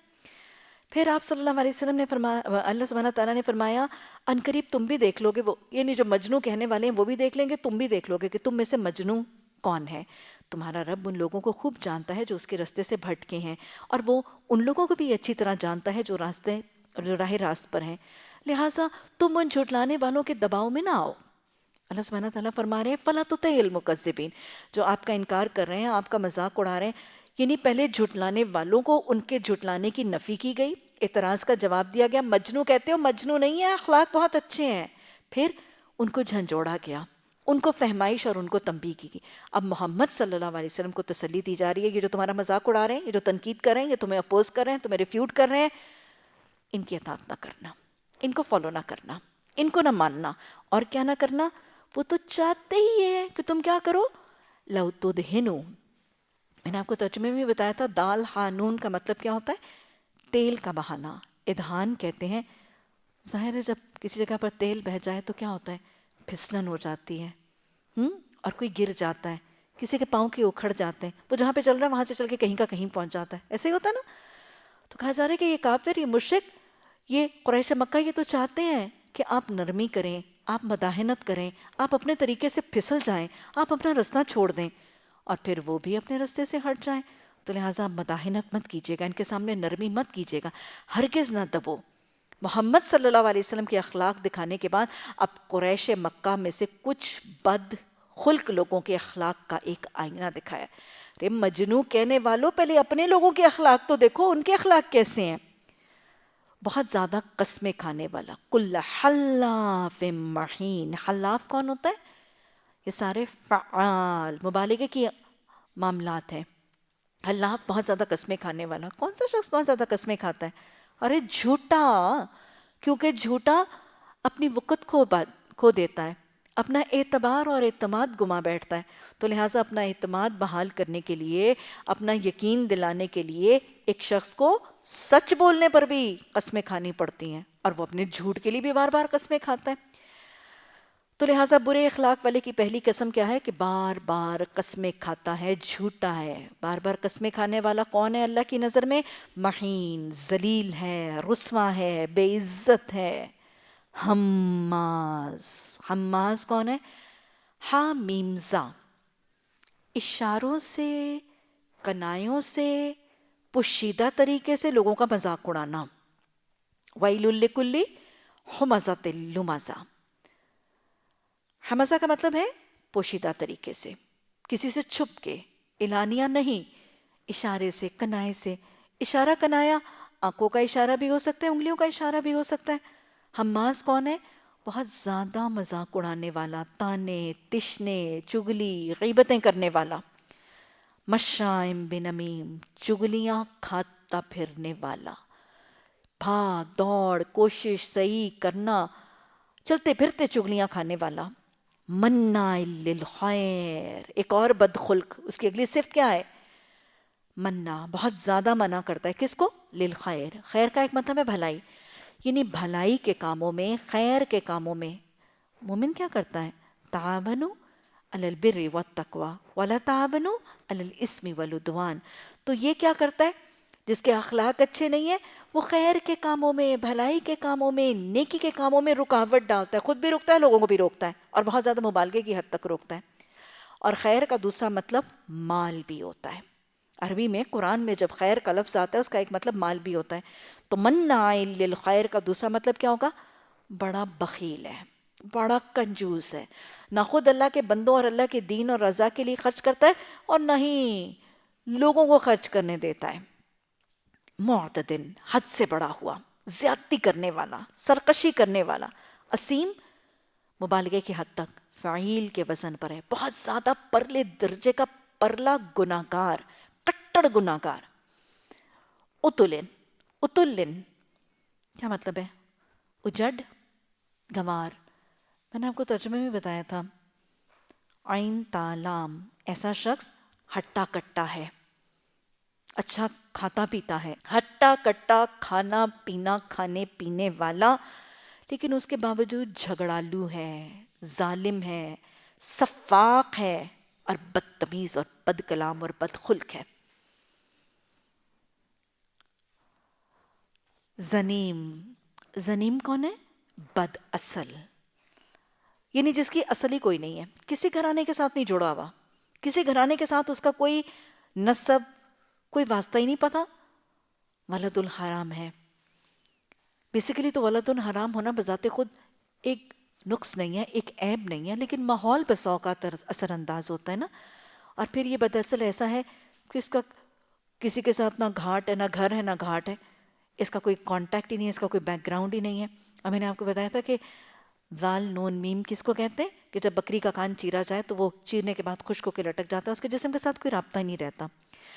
اس کے ساری تو یہ صفتیں ہیں، لیکن اصل پرابلم اس کی ایک اور بھی ہے کہ وہ اس کے پاس مال بھی بہت ہے، اس کے مال بھی ہیں، اس کے پاس بیٹے بھی ہیں، اور بس یہ حب مال، حب دنیا، حب جاہ اس کے دل میں ایسا گھر کر گیا کہ یہ متکبر ہو گیا. اور تکبر کی وجہ سے خالی ہے اذا تتلی علیہ آیاتنا قال اساطیر الاولین. اپنی دنیا کے مال، اپنی دنیا کی نعمتوں کی کثرت کی وجہ سے یہ ایسا گھمنڈ اور ایسا تکبر اور ضد کا شکار ہوئے کہ اس کو حق حق ہی نظر نہیں آتا. آپ کو پتہ نا کفر کی ایک وجہ کیا ہوتی ہے؟ تکبر، ضد، گھمنڈ. یہی مال کی کثرت اس کی تکبر کی وجہ بن گئی ہے. یہ بالکل وہی شخص ہے جس سے ملتا جلتا شخص ہم نے سورہ بقرہ میں بھی پڑھا تھا. وَمِنَ النَّاسِ مَن يُعْجِبُكَ قَوْلُهُ فِي الْحَيَاةِ الدُّنْيَا وَيُشْهِدُ اللَّهَ عَلَىٰ مَا فِي قَلْبِهِ وَهُوَ أَلَدُّ الْخِصَامِ وَإِذَا تَوَلَّىٰ سَعَىٰ فِي الْأَرْضِ خَرَابِهَا وَيُهْلِكُ الْحَرْثَ وَالنَّسْلَ وَاللَّهُ لَا يُحِبُّ الْفَسَادَ وَإِذَا قِيلَ لَهُ اتَّقِ اللَّهَ أَخَذَتْهُ الْعِزَّةُ فَحَسْبُهُ جَهَنَّمُ. تو اللہ نے وہاں پہ بھی ایک شخص ہمیں دکھایا تھا، اور یہاں پہ بالکل اسی سے ملتا جلتا شخص. یہ کون ہے؟ اللہ نے نام نہیں لیا. کچھ روایات میں آتا ہے کہ مغیرہ بن ولید بن مغیرہ، کچھ میں آتا ہے اسود عبد یغوث، اسود بن عبد یغوث، اور کچھ روایات میں آتا ہے اخنس بن شریک. 3 نام تفاسیر میں آتے ہیں، میں پھر دوہرا دیتی ہوں: ولید بن مغیرہ، اخنس بن شریک اور اسود بن عبد یغوث. اللہ نے نام کہیں بھی کسی کا نہیں لیا سوائے ابو لہب کے. نبی صلی اللہ علیہ وسلم کے ساتھیوں میں سے، صحابہ اکرام میں سے زید کا نام اللہ نے لیا ہے، اور اللہ نے نام لیا ہے ابو لہب کا، کیونکہ ایک تو حب رسول ہے صلی اللہ علیہ وسلم، اور دوسرے کون ہیں؟ نبی صلی اللہ علیہ وسلم کے کٹڑ دشمن، حقوق العباد میں کمی کرنے والے، رحم کے رشتوں اور ہمسایوں کے رشتوں کی کمی کرنے والے کا نام لیا ہے. اللہ سبحانہ تعالیٰ نے فرمایا کہ یہ جو بدخلق ہے اس کا انجام کیا ہوگا؟ عنقریب ہم اس کی سونڈ پر داغ لگائیں گے. یہ بدترین اخلاق والا جس کا رویہ دکھایا گیا، فرمایا جا ہم اس کی سونڈ کو داغیں گے. سونڈ کس کو کہتے ہیں؟ ہاتھی کا وہ لمبا سا ناک. اس شخص کے تکبر کی وجہ سے شاید اس کے ناک کے لمبے ہونے کا تذکرہ، اور یا ویسے ہی اس کی ناک لمبی تھی. بہرحال جو بھی معاملہ ہے، کہا یہی گیا کہ جو اتنا متکبر تھا، جو اتنے گھمنڈ میں پھرتا تھا، اس کے ناک ہی پر داغ، کیونکہ ناک پر داغ لگانا ایک ذلت اور رسوائی بھی ہے اور ایک تکلیف اور اذیت بھی ہے. ہم نے ان اہل مکہ کو اسی طرح آزمائش میں ڈالا جس طرح ایک باغ کے مالکوں کو ڈالا. اللہ سبحانہ تعالیٰ رسول اللہ صلی اللہ علیہ وسلم کے حسن اخلاق کا تذکرہ کرنے کے بعد اب مکہ والوں کی بدخلقی کے 2 نمونے دکھا رہے ہیں. اپنے اندر دیکھو، تم محمد صلی اللہ علیہ وسلم کو مجنوں کہتے ہو، حالانکہ اللہ ان کے اخلاق کی قسم کھاتا ہے. تم اپنے بدخلقوں کو دیکھو، تمہارے اندر بد اخلاقیوں کے کیا کہ کبھی نمونے موجود ہیں. اور پھر ایک اور نمونہ دیکھو، کیسے مجنوں تھے، کیسے بے وقوف اور بد اخلاق اور کنجوس اور بخیل تھے، جن کا تذکرہ کیا جا رہا ہے کہ اللہ نے باغ والوں کو آزمائش میں ڈالا. یہ کیا قصہ تھا جی؟ قصہ یہ تھا کہ ایک باغ اللہ سبحانہ تعالیٰ کے ایک بڑے ہی نیک، پرہیزگار اور متقی شخص کو اللہ سبحانہ تعالیٰ نے نعمت میں باغ دے رکھا تھا. یہ وہ شخص تھا جو اللہ کا تقوی رکھنے والا، جنت کا سوداگر تھا. اور یہ شخص کیا کرتا تھا کہ جس دن اس کے باغ کے پھل لانے کا دن ہوتا تھا، اپنی بستی اور اپنے گاؤں میں اپنے باغ کے کٹنے کا اعلان کر دیتا تھا، تاکہ مسکین غریب آ کے اپنے اس غلے میں سے جو اس نے راہ للہ اپنا غلہ، اپنا پھل باغ کا دینا ہوتا تھا، وہ آ کے لے جاتے تھے. اصل میں اس شخص نے اپنے باغ کی پیداوار کے 3 حصے کر رکھے تھے. جب بھی اس کی فصل کٹتی تھی، اس کا باغ کٹنا تھا، اس پیداوار میں یہ 3 حصے کر لیتا تھا. 3 حصے اور کس نے کیے تھے؟ حضرت عبداللہ بن سلام نے اپنے وقت کے 3 حصے کر رکھے تھے نا. ایک حصہ تورات کو پڑھتے تھے، ایک حصہ قرآن کی تورات کی دعوت دیتے تھے، اور ایک حصہ اپنے جو کھجوروں کا باغ تھا اس کی نگہداشت اور اس کی پیوند کاری کے لیے مقرر کیا. زندگی میں نظم و ضبط بڑے اچھے رزلٹس لاتا ہے. زندگی میں ٹائم مینجمنٹ، ٹائم پلاننگ، تنظیم، نظم و ضبط اور ڈسپلن کے ساتھ اور پلاننگ کے ساتھ جب کام کیا جاتا ہے اس کے ریزلٹس بہت اچھے مرتب ہوتے ہیں۔ بہرحال اس نے بھی اپنا جو پیداوار تھی اس کو 3 حصوں میں ڈیوائیڈ کر رکھا تھا۔ ایک حصہ اس نے اپنے اہل خانہ کے اخراجات کے لیے نکال لیتا تھا، یعنی سال بھر میں جو اس کے اہل خانہ کا نان، نفقہ، کھانا پینا اخراجات تھے، ایک حصہ وہ اس کے لیے مختص کر کے نکال لیتا تھا۔ دوسرا حصہ وہ باغ کے اوپر جو خرچہ اور اوور ہیڈز ہونے ہوتے تھے، آپ کو پتہ ہے باغ کے اندر کھاد بھی ڈلتی ہے، پانی بھی ڈلتا ہے، اس کی خدمت، اس کے سارے کام کے لیے باغ کے اخراجات کے لیے دوسرا حصہ مختص کر دیتا تھا، اور تیسرا حصہ راہ للہ غریبوں مسکینوں میں تقسیم کر دیتا تھا۔ اعتدال کے ساتھ جو زندگی گزارتا ہے نا اور اپنے حق کے ساتھ اللہ کا حق نکالتا ہے، کامیاب تو وہی ہوگا نا۔ یہ جب اپنا حصہ بھی نکالتا تھا اور پھر باقیات تو صالحات، اس کا سارا مال کون سا ہے؟ وہ جو تو نے کھا کے اڑا دیا، جو تو نے پہن کے پرانا کر دیا یا اللہ کی راہ میں خرچ کر دیا، یہ سارے کا سارا مال اپنے لیے جمع کر لیتا تھا۔ بہرحال یہ تو باپ کا طریقہ تھا۔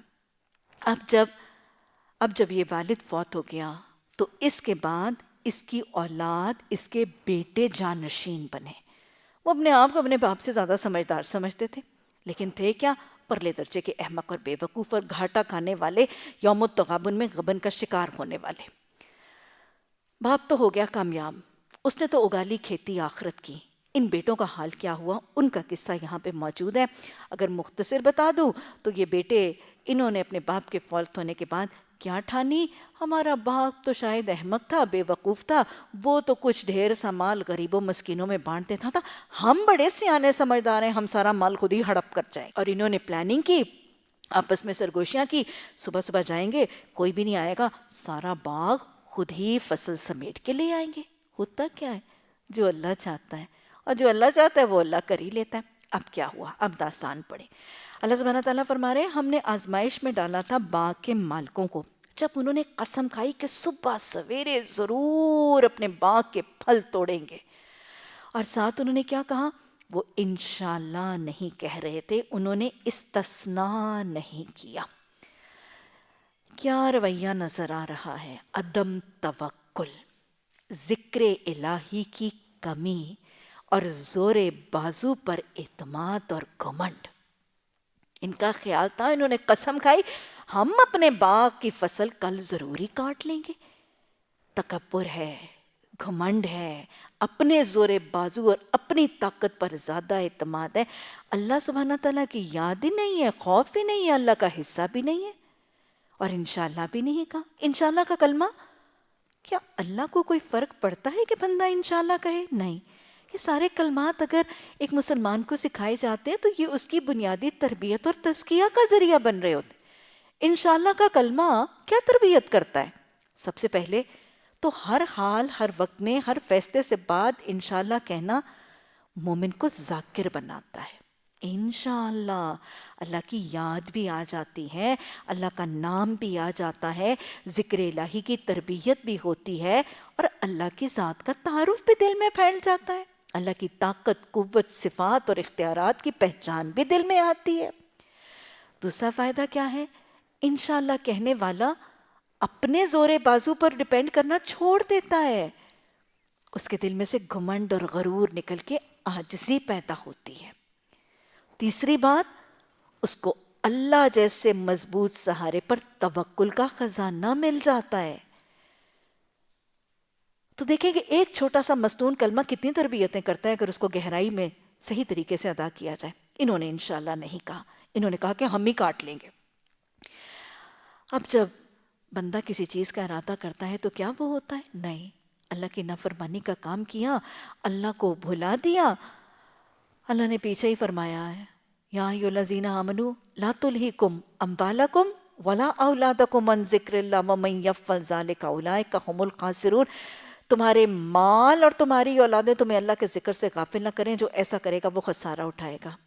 ان کے مالوں نے، ان کے باغ نے ان کو انشاءاللہ اور اللہ کے ذکر سے غافل کیا۔ اب دیکھیں خسارہ اٹھانے والے کیسے خسارہ اٹھاتے ہیں۔ رات کو سوئے پڑے تھے، تمہارے رب کی طرف سے ایک بلا کیا آئی تھی ایک طوفان آیا تھا، ایک آندھی آئی تھی، ایک بگولا آیا تھا، اللہ کی طرف سے ایک بلا اس باغ پر پھر گئی اور اس کا حال ایسے ہو گیا جیسے کٹی ہوئی فصل ہو۔ یہ ہے خسارہ۔ جن کے مال اور جن کی اولادیں ان کو اللہ کو یاد رکھنے اور اللہ کے ذکر سے غافل کرتی ہیں، یہی ہے وہ دنیاوی خسارہ جس کی مثال بتائی جائے۔ وہ کٹی ہوئی فصل کی طرح تھے۔ اب ان کو تو نہیں پتا تھا، انسان کے پاس تو غیب کا علم نہیں ہے۔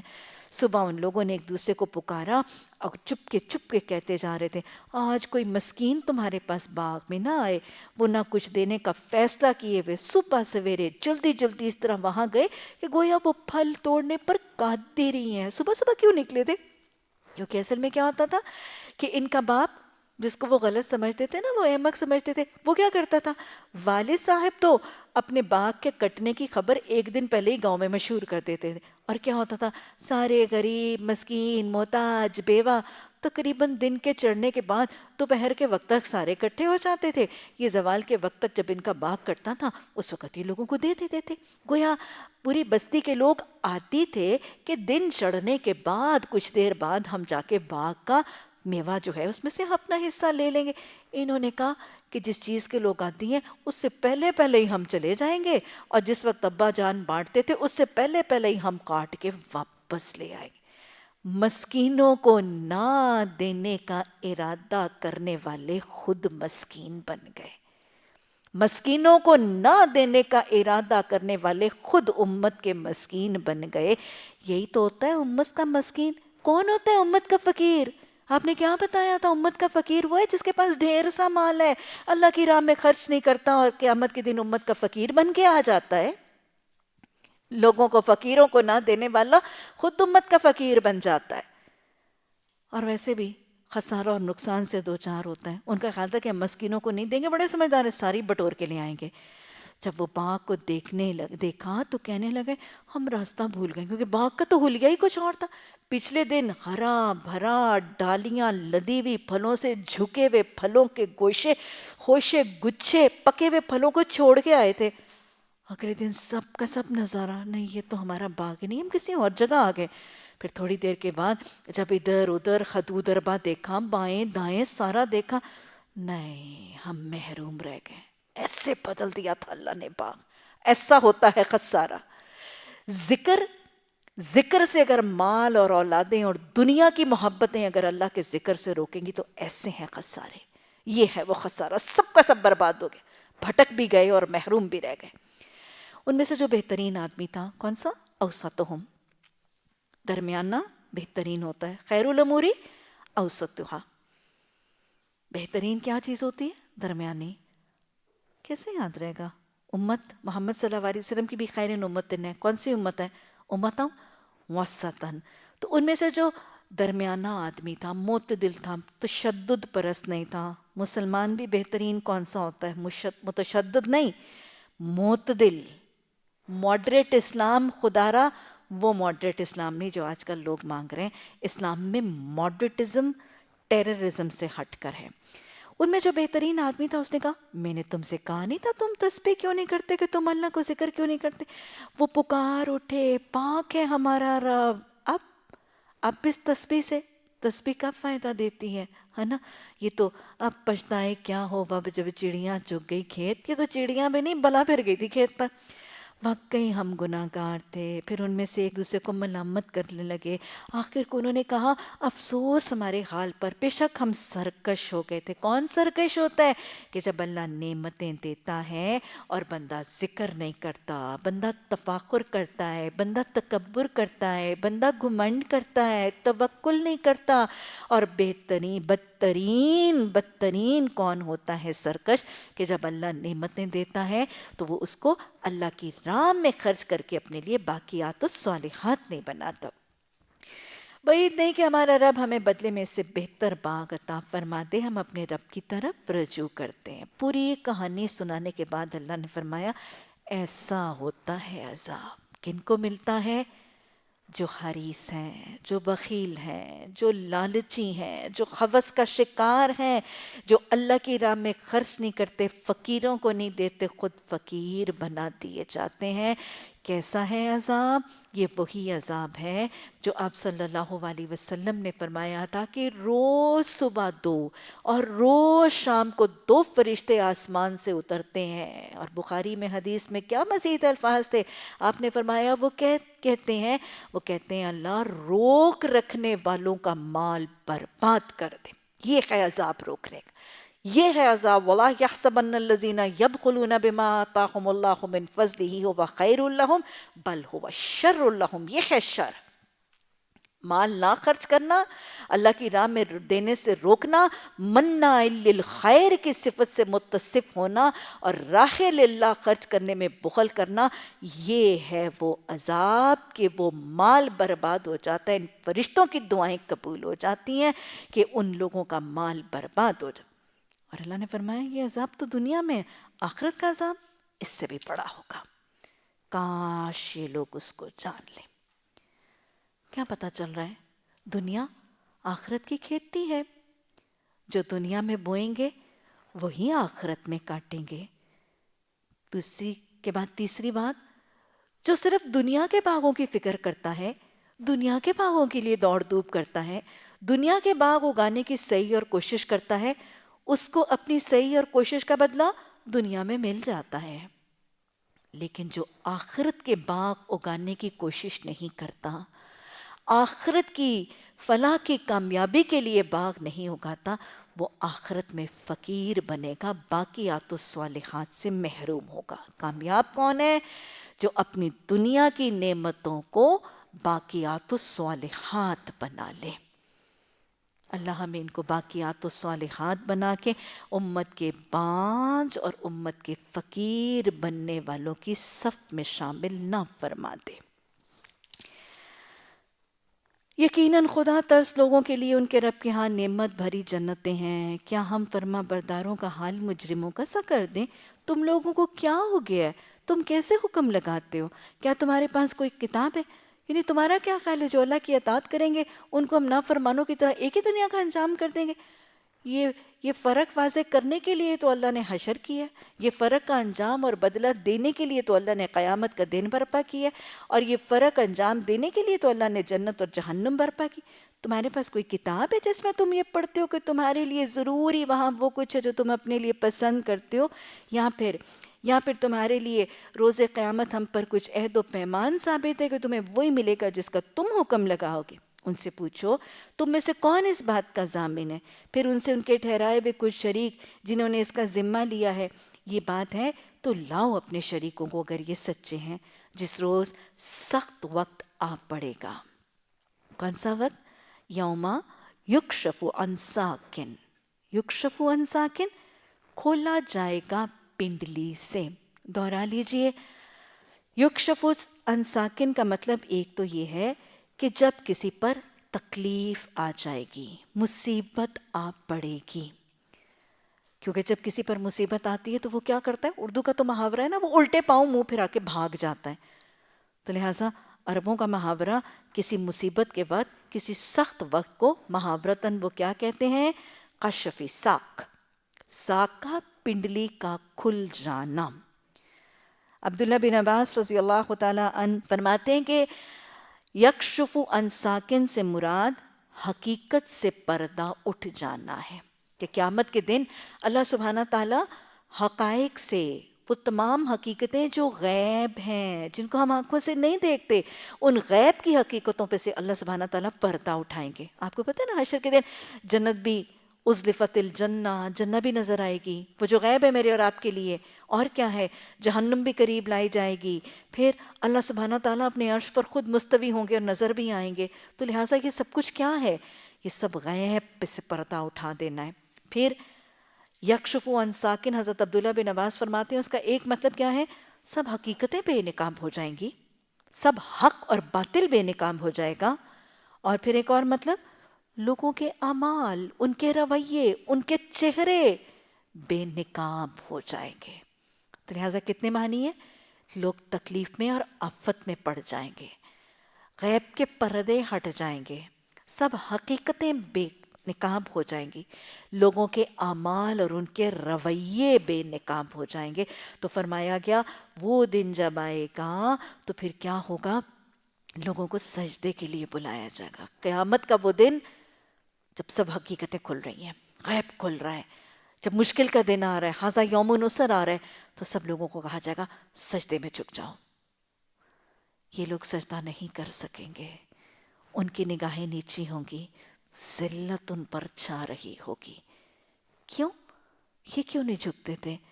جب یہ صحیح سالم تھے نا، اس وقت انہیں سجدے کے لیے بلایا جاتا تھا اور یہ انکار کرتے تھے۔ کیسے رودات بتائی جا رہی، کیسے اللہ سبحانہ تعالیٰ ایک نظارہ بتا رہے ہیں، بے نمازیوں کا انجام بتایا جا رہا ہے۔ حدیث کی تشریح ہو رہی ہے، آپ صلی اللہ علیہ وسلم نے فرمایا اسلام اور کفر میں حد فاصل نماز ہے۔ آپ صلی اللہ علیہ وسلم نے فرمایا مسلمان اور کافر میں صرف ترک نماز کا فرق ہے، یہی تو بتایا جا رہا ہے۔ جو مسلمان ہیں، جو نمازی ہیں، جب جھکنے کا ایک حکم عام ہوگا، ایک اذن عام ہوگا، مسلمان جھک جائیں گے، نمازی جھک جائیں گے، بے نمازی کافر جھکنے سے محروم کر دیے جائیں گے۔ حدیث میں یہ بھی تو آتا ہے، آپ نے فرمایا قیامت کے دن بے نمازیوں کے لیے نہ نور ہوگا، نہ فرقان ہوگا، نہ برہان ہوگی، اور ان کو قارون، فرعون، حامان اور ابی بن خلف کے ساتھ جمع کیا جائے گا۔ سوچیں ذرا، اس یوم الحشر، یوم الجمع، یوم العسر، سب لوگ جمع ہوں گے، اور پھر اللہ کی طرف سے ایک اذن عام ہوگا، سب جھک جائیں اللہ کے حضور سجدے میں، سب جھک جائیں گے، سب جھک جائیں گے، سوائے ان لوگوں کے جو دنیا میں جھکنے کا انکار کرتے تھے۔ اب سجدوں کی اگلی فضیلت پتہ چل گئی آج؟ سجدوں کی کتنی فضیلتیں ہم دیکھ چکے ہیں۔ سجدہ افضل عبادت، سجدہ مومن کے لیے ایک پسندیدہ حالت، سجدہ قرب الہی کا ذریعہ، سجدہ دعاؤں کی قبولیت کا وسیلہ، سجدہ زمین کی گواہی کا ذریعہ، سجدے کے اعضاء قیامت کے دن چمکیں گے۔ یہ تو سجدے کی فضیلت، لیکن سب سے بڑی فضیلت کہ جو دنیا میں سجدہ ریز ہوتے تھے وہی قیامت کے دن اللہ کے حکم خدا بندی پر سجدے کے قابل ہوں گے۔ جو دنیا میں سجدوں سے رک جاتے تھے، گھمنڈ اور تکبر سے سجدوں کا انکار کرتے تھے، کہ لوگ کہتے ہیں کوئی ضرورت نہیں اللہ کو نمازوں کی، کوئی فرق نہیں پڑتا، ہم سچ بولتے ہیں، ہم جھوٹ نہیں بولتے، ہم بےایمانی نہیں کرتے، ہم چور بازاری نہیں کرتے، ہم ڈکیتی نہیں کرتے، ہم زنا نہیں کرتے، اللہ ڈزنٹ نیڈ آور نماز۔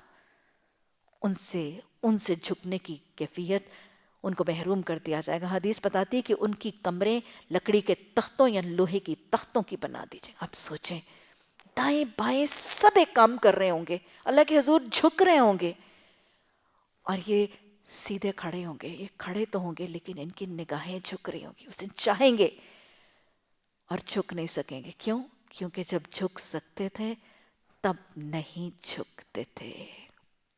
جھک جائیں، خود بھی جھک جائیں، اپنی اولادوں کو بھی جھکا دیجئے، اور اپنے ارد گرد نماز کی دعوت پھیلا دیجئے، اپنے ارد گرد نماز کی دعوت عام کر دیجئے۔ اقیم الصلاۃ کا نظام نافذ کرنا ہے مجھے اور آپ کو دین کی دعوت میں۔ آج ہم دین کی دعوت دینے والے خوددارا یہ جو نماز کے طریقوں کے فرق ہیں، اس سے نکل کر، فرقہ واریت کے فرقوں سے نکل کر، بلند ہو کر دین کی دعوت دینی شروع کر دیجیے۔ ہم دین کی دعوت دینے والے نمازوں کی اصلاح، نماز میں رفع یدین نہ کرنے والوں کو رفع یدین کی طرف لانے کی طرف زیادہ توجہ دیتے ہیں، بے نمازیوں کو نماز کی طرف لانے کی اتنی توجہ نہیں دی جاتی۔ فرقوں سے نکل آئیے، گروہوں سے نکل آئیے، ان دھڑوں سے نکل آئیے۔ دوسرے دھڑے کی تنقید نماز کی کرنے کی بجائے بے نمازیوں کو نماز کی طرف لائیے، اور یاد رکھیے گا بے نمازی کے ساتھ نفرت نہیں، اس کے ساتھ کراہت نہیں، اس پر ترس کرنا ہے۔ یہ اللہ کے حضور جھکا ہی نہیں کبھی، اس کی پیشانی نے، اس کے دل نے لذت سجدہ محسوس ہی نہیں کی، اس نے قرب الہی پایا ہی نہیں، اس پر حسرت کرنی ہے، اس پر دکھ کریں اور محبت اور خلوص سے اس کو جھکنے کی طرف مائل کریں۔ اللہ ہمیں اس خلوص اور ایثار کے ساتھ دعوت کی توفیق عطا فرما دے۔ یہ صحیح سالم تھے تو جھکتے نہیں تھے، 5 چیزوں کا شکر 5 چیزوں سے پہلے کریں اور کثرت سے سجود پر عامل ہو جائیے۔ کون سی 5 چیزیں؟ صحت کا، بیماری سے پہلے۔ میری کتنی ساتھی ایسی ہیں کہ وہ کہتی ہیں میں تڑپتی ہوں زمین پر سجدہ کرنے کی لیکن کر نہیں سکتی۔ ارے جوانی ہے، کمریں درست ہیں، صحتیں درست ہیں، جوڑ درست ہیں، زمین پر سجدہ کرتی ہیں، شکر کریں قیام کے قابل ہیں۔ کتنے ایسے ہیں جو پوچھتے ہیں ہم اب اشارے سے ہی کریں گے، اب ہم زمین پہ نہیں کر سکتے تو ہم اپنی پیشانی کو ٹیکیں گے نہیں، اور وہ کہتی ہیں کہ ہمیں کیفیت نہیں آتی۔ صحت کا شکر بیماری سے پہلے کریں، فرصت کا شکر مصروفیت سے پہلے کریں۔ پوچھیں ان ماؤں کو جن کے اوپر نیچے 4 5 5 بچے ہیں، اور ایک ادھر سے کھینچ رہا ہوتا ہے، ایک ادھر سے کھینچ رہا ہوتا ہے، ایک رو رہا ہوتا ہے، ایک دھو رہا ہوتا ہے، اور وہ واقعی ان کے پاس اتنے فرصت نہیں ہے جتنی آپ کے پاس ہے۔ فرصت کا شکر مصروفیت سے پہلے کریں۔ مالی فراخی کا شکر مالی تنگی سے پہلے کریں، اور پھر جوانی کا شکر بڑھاپے سے پہلے کریں، اور زندگی کا شکر موت سے پہلے کریں۔ نماز کیسے پڑھنی ہے؟ صحابہ نے خشوع کا طریقہ ایک بتایا تھا، نماز ایسے پڑھو کہ جیسے تم اپنی آخری نماز پڑھ رہے ہو۔ آخری نماز سمجھ کر جب میں نماز میں سجدہ کروں گی تو میرے سجدے میں کیا طول ہوگا، کیا حسن ہوگی، کیا تسبیح ہوگی۔ اپنی نمازوں کے سجود کو ایسے ادا کریں کہ شاید یہ میرا آخری سجدہ ہے۔ اللہ ہمیں سجدوں کا حسن اور خشوع عطا فرما دے۔ وہ انکار کر دیتے تھے، پس نبی صلی اللہ علیہ وسلم تم انکار کرنے والوں کا معاملہ ذرا مجھ پہ چھوڑ دو، ہم ایسے طریقے سے ان کو بتدریج تباہی کی طرف لے جائیں گے کہ ان کو خبر بھی نہیں ہوگی۔ میں ان کی رسی دراز کر رہا ہوں، میری چال بڑی زبردست ہے۔ کیا تم ان سے کوئی اجر طلب کر رہے ہو کہ اس چٹی کے بوجھ کے تلے یہ دبے جا رہے ہیں؟ آپ کو پتہ ہے نا کہ محمد صلی اللہ علیہ وسلم کیا دین کے دائی بھی اور کوئی رسول، میرا اجر کس پر ہے؟ اللہ پر۔ کیا ان کے پاس غیب کا علم ہے جسے یہ لکھ رہے ہیں؟ پس آپ اپنے رب کا فیصلہ صادر ہونے تک صبر کریں۔ مشرکین کو جھنجھوڑا گیا، اعتراضات کا جواب دیا گیا، رسول اللہ صلی اللہ علیہ وسلم کو تسلی دے کر صبر اور استقامت کی طرف مائل کیا گیا کہ آپ، اور پھر ایک نبی کی مثال دی گئی، مچھلی والے حضرت یونس علیہ السلام کی طرح نہ ہو جائیں۔ جب اس نے پکارا تھا وہ غم سے بھرا تھا، اگر اس کے رب کی مہربانی شامل حال نہ ہوتی تو وہ مذموم ہو کر چٹیل میدان میں پھینک دیا جاتا۔ آخر کار اس کے رب نے اسے برگزیدہ فرما لیا اور صالح بندوں کی صف میں شامل کیا۔ برگزیدہ کیوں کیا تھا؟ کیونکہ ان اللہ یحب التوابین و یحب المتطہرین، انہوں نے توبہ کی تھی، لا الہ الا انت سبحانک انی کنت من الظالمین کا اعتراف کیا، اور اعتراف کہاں کیا تھا؟ بر وقت، زندگی کی مہلت عمل میں۔ یہ تو اللہ کے صالح بندوں کا طریقہ ہے۔ جب یہ کافر لوگ کلام نصیحت قرآن سنتے ہیں تو تمہیں ایسی نظروں سے دیکھتے ہیں گویا تمہارے قدم اکھاڑ دیں گے۔ مشرکین مکہ صرف زبانی طور پر آپ کا اعتراض نہیں کرتے تھے، اللہ سبحانہ تعالیٰ فرمانے صرف اعتراضات نہیں کرتے، اعتراضات کی بوچھاڑ اور مذاق نہیں کرتے۔ ان کا طریقہ یہ کہ جب آپ درس حق کر رہے ہوتے ہیں، درس نصیحت سنا رہے ہوتے ہیں، تو ان کو اتنا ناگوار ہوتا ہے کہ نگاہوں نگاہوں میں آپ کو ایسے دیکھ، یہ بالکل وہ جملہ جیسے ہم کہتے ہیں فلاں تو مجھے ایسے دیکھ رہا تھا جیسے کچا چبا جائے گا، ہے نا؟ وہ نظروں سے دل کر رہا تھا اس کا کہ مجھے بس پتہ نہیں کیا کر دے۔ تو وہی بتایا جا رہا ہے کہ جب آپ ان کو درس نصیحت قرآن سناتے ہیں تو آپ کو ایسی نظروں سے دیکھتے ہیں کہ آپ کے قدم اکھاڑ دیں۔ نظر کے برحق ہونے کا تصور بھی سمجھ میں آ رہا ہے۔ نظر برحق ہے، نظر کی تاثیر بھی برحق ہے۔ آپ صلی اللہ علیہ وسلم نے فرمایا نا کہ نظر اونٹ کو ہانڈی تک اور انسان کو موت تک پہنچا دیتی ہے۔ یعنی اونٹ کا اتنے تگڑے جانور، اتنے مضبوط اور طاقتور جانور کا بھی نظر، خوبصورت سا اونٹ ہے تو اس کو بھی نظر لگ جائے گی، ہے نا؟ تو لہٰذا چیزوں کو بھی، جانوروں کو بھی، کسی کی ملکیت کی کسی چیز کو بھی نظر لگ جاتی ہے۔ تو اونٹ کو اتنی بری حالت ہوتی ہے اس کو ذبح کرنا پڑتا ہے، پھر اس کو وہ کھاتے ہیں، اور پھر انسان کو بھی موت تک پہنچا دیتی ہے۔ تو نظر برحق ہے۔ نظر سے بچنے کے لیے طریقہ، اگر کسی کی کوئی خوبصورت چیز دیکھیں تو چاہتے ہیں کہ اس کو نظر نہ لگے، یا اپنی کوئی خوبصورت، کیونکہ آپ کو پتہ ہے محبت کی نظر بھی تو لگتی ہے، اپنی چیزوں کو بھی بسا اوقات اپنی نظر لگ جاتی۔ آپ نے بسا اوقات دیکھا ہوگا اپنا کوئی بچہ، اپنا کوئی پوتا، کوئی نواسا، بہت کئی دفعہ بچے بہت شیطانیاں کر رہے ہوتے ہیں اور بہت ایکٹیویٹی کر رہے ہوتے ہیں اور بہت چلاکیاں کر رہے ہوتے ہیں، ہوشیاریاں کر رہے ہوتے ہیں، اور نانی دادی محبت سے دیکھ رہی ہوتی ہے، اور تھوڑی دیر کے بعد وہ بچہ فوراً دھڑام سے گرتا ہے۔ یہ کیوں گرا تھا؟ وہ نانی کی پیار کی نظر لگ گئی تھی اس کو، وہ جو اتنے کرتب کر کر کے دکھا رہا تھا اب اس کی پیار کی نظر لگ گئی. تو لہٰذا یہ پیار کی نظر یا ویسے ہی اس قسم کی کوئی نظر جو ہے وہ لگنے سے بچنے کے لیے کیا ہے؟ ماشاء اللہ، لا حول ولا قوت الا باللہ. یا صرف ماشاء اللہ بھی کہا جا سکتا ہے. اور یہاں بارک اللہ، اللہ تجھے اس میں برکت دے دے. تو اللہ کا ذکر بھی نظر سے بچا لیتا ہے، کیونکہ شیطان کی اکساہٹیں آئیں گی نا، اور یہ اثر ہوگا. اور پھر اس کے بعد نظر سے بچنے کی وہ دعا نبی صلی اللہ علیہ وسلم حضرت امام حسن اور امام حسین رضی اللہ تعالی عنہما ان پر یہ دعا پڑھتے تھے. اعیذکما، میں تم دونوں کو، دونوں کے لیے آ رہے ہیں نا، بکلمات اللہ التامتی. اور اگر دو نہیں ہے ایک ہے تو ظاہر ہے پھر وہ گردان اس کے حساب سے چینج کر دی جائے گی. بکلمات اللہ التامتی من کل شیطان وہامت ومن کل عین لامت. تو لہٰذا ایک بڑی جامع سی دعا، ہر شیطان سے، ہر نظر لگانے والی آنکھ سے ایک حفاظت کی دعا.